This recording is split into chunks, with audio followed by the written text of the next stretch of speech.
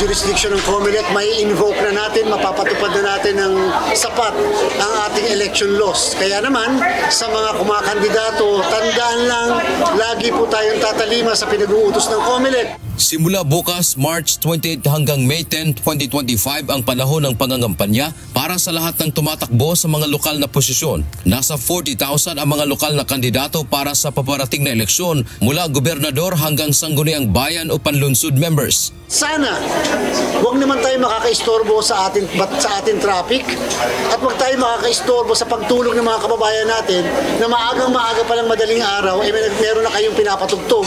Ayon sa Commission on Elections, mainit ang kampanya sa local positions sapagkat ang mga magkakalaban sa politika ay maaaring magkakamag-anak lamang. Kasabay ng simula ng kampanya, magsasagawa rin ng Oplan Baklas ang COMELEC sa iba't ibang lugar para pagtatanggalin ang mga illegal na campaign poster. Ito ay dahil inaasahan ang lalo pang pagdami ng mga election paraphernalia. Paalala ng COMELEC sa mga kandidato sumunod sa tamang pagkakabit ng campaign posters. Dapat environmentally friendly o hindi nakasisira sa kapaligiran, bawal magpakain sa mga kampanya, mamigay ng mamahaling kagamitan lalo na ng pera. Pagiging hindi pasaway, huwag maglalagay ng mga campaign materials kung saan-saan.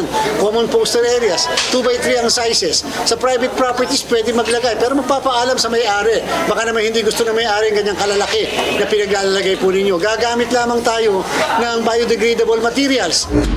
Paalala rin ng COMELEC sa lahat ng mga kandidato na bawal na silang makita sa pamamahagi ng anumang ayuda ng pamahalaan, maging ang kanilang kamag-anak o poster sa venue ng distribusyon. Babala ng komisyon, pwedeng kasuhan ng disqualification ang mga lalabag dito.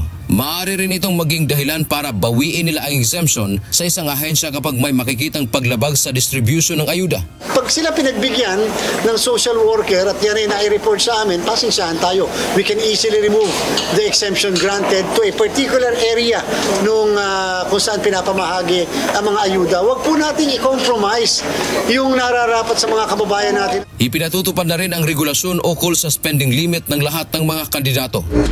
Samantala, sa halip na mga guro ay mga pulis na ang magsisilbing electoral boards o EBs sa bayan ng Dato Udin Sinsuat, Maguindanao del Norte. Ayon kay COMELEC Chairman Garcia, kasunod na rin ito ng nangyaring pananambang sa kanilang election officer kahapon sa lugar at sa asawa nito. Mailan na rin anyang insidente ng karahasan sa lugar nitong mga nakaraang araw. Umasa po kayo na magkakaroon kami ng increased mobility at increased presence ng ating pong law enforcement authorities. At syempre, sinasabi ko na nga kanina na i-approve ng COMELEC and Bank yung paglalagay ng mga ng ating po mga miyembro ng Philippine National Police coming from other regions as members of the Electoral Board, as support staff, and even yung mga DESO natin. Ginawa na ito ng COMELEC noong 2022 elections kung saan lahat ng guro ay umatras sa ilang barangay sa Cotabato City, kaya ang pumalit ay mga kawani ng PNP.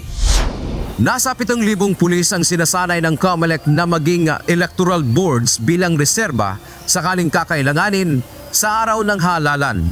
Dante Amento, UNTV, News and Rescue. Diyos ang aming sandigan, serbisyo publiko ang aming pinahahalagahan.